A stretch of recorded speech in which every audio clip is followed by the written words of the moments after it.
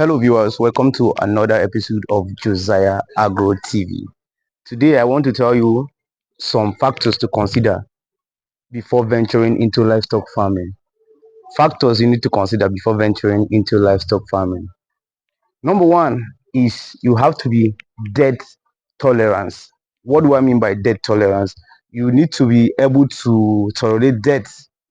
In livestock, if you look around, like you see the goats inside, whether you're doing goats, you're doing cattle, definitely you have to be touching those animals.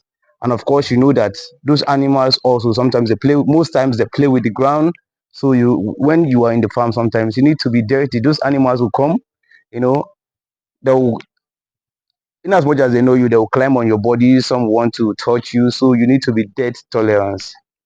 You shouldn't be somebody that if your goat is coming close to you, that goat you feel like it's smelling. I don't want these things coming close to me. You need to be debt tolerance. If it's cattle, if you go to their house, sometimes their dunks are everywhere, even goats. And if you are the one working in your farm, like you just started your farm, definitely you're going to be sweeping. You're going to be sweeping the houses of these animals. If you have like rams, if you're doing rams, sometimes you wash these rams. So you shouldn't be a kind of person that you don't like to touch animals. You don't like to, mingle with animals. This thing smells, except you're going to be hiring somebody. And even if you're hiring somebody, definitely you still be coming to your farm. If you want your farm to succeed, you will still be coming to your farm to do some of the basics as well, like coming to check on the animals to see if the animals are okay. And if you don't go close to the animals, you will never know if those animals are sick or not. So definitely you have to be debt tolerance. You need to tolerate dirty. So that's number one point. Number two factor is you need to consider your capital. You need to consider capital. Every business definitely requires capital. You need capital to buy the animals you're going to start with. You need capital to buy their feed. You need capital to buy their medication. And if you're employing somebody, you also need capital to pay that person that is going to be taking care of your animals. So you need to consider your capital as well. And that is what is going to determine how many animals you're going to be stocking in your farm. Most people want to stock a whole lot of animals. The question you should first of all ask yourself is, do I have the capital to cater for these animals? Do I have that money to be able to fend for these animals? Can I take care of these animals very well? Can the money I have, you don't need to use all of your money to buy the animals. You have to consider their feed. You have to keep some money aside so you can buy feed for them. You have to keep money aside so you can buy medications. These animals are going to be falling sick sometimes, so you need medications as well. And also, before buying your animals, you should have money to be able to prepare their house. So before starting, you have to calculate all of these things and put them into consideration. Number three, you have to put on a business mindset. You have to put on a business mindset. If you want to succeed in livestock, you have to put on a business mindset. How? Most people, if their animals are sick, what they do is, this animal is sick, they want to slaughter. They don't even care to treat. Now, if you have animals, for you to have large heads of animals, you definitely have to put on that business mindset. And every businessman is a risk taker. So you have to put on that mindset that, okay, if your animals are sick, what do you do next? You treat them. You treat them. You can have an animal that is, I once have an animal that was very sick.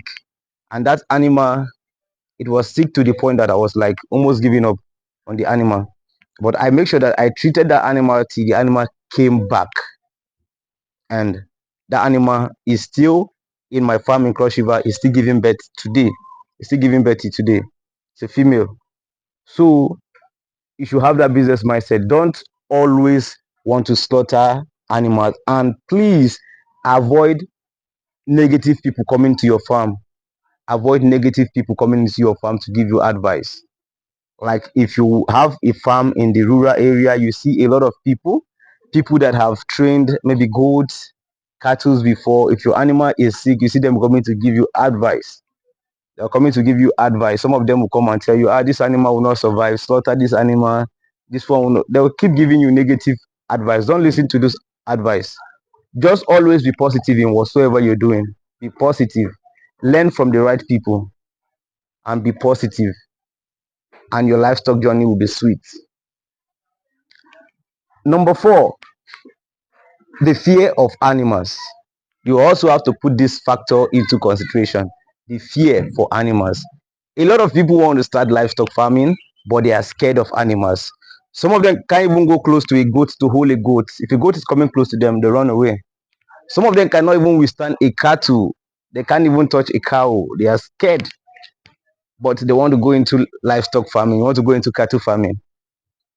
Now, you will say you want to employ somebody to work over there for you, but you yourself, you have a key role to play. If you want to succeed, you have a key role. You have to visit your farm and you have to go in contact, you have to have contact with your animals. So if you're a kind of person that you have that phobia for animals, then you have to work on yourself. You have to work on yourself before you start. Even some people, even chicken, they can't even touch. They are scared of animals. And you want to start livestock farming, you have to really work on yourself. You have to take away that phobia before you start. So that is number 4 points. The fear for animals. Avoid it. You have to have that courage to be able to walk close to your animals. Sometimes go there, touch them. When you touch them, sometimes you discover that maybe one sustained injury. If you move close, that is the only way you see that injury. You see that that animal has sustained injury, or that animal is having pain somewhere. So if you have that fear, you definitely can't take care of livestock. So you have to work on yourself first before you go into livestock farming. Then the last point, which is number 5, you have to consider the purpose of farming, the purpose why you're farming. What is the purpose? If you have cattle, if you have goats, what is the purpose? Do you want to do milk, or do you want to do meat? You have to consider these things as well, because it will help you in the choice of animals that you'll be getting. If it's for milk, then you will know the kind of, if it's cattle, you know the kind of cattle to get. If it's goat, you know the kind of goat to get. So you first of all need to sit down, cross check, ask yourself some question. What kind of farming do I want to do? Do I want to do milking? Did I want to do am I doing meat? You have to also consider all of these things. And if it's for poultry, you have to ask if what you want is for meat or for egg production. You have to check all of these things before venturing into livestock business. If you haven't subscribed to this YouTube channel, make sure you subscribe to this YouTube channel right now. Turn on your notification bell so you don't miss out on any of my upload. You can also check me out on my social media platform.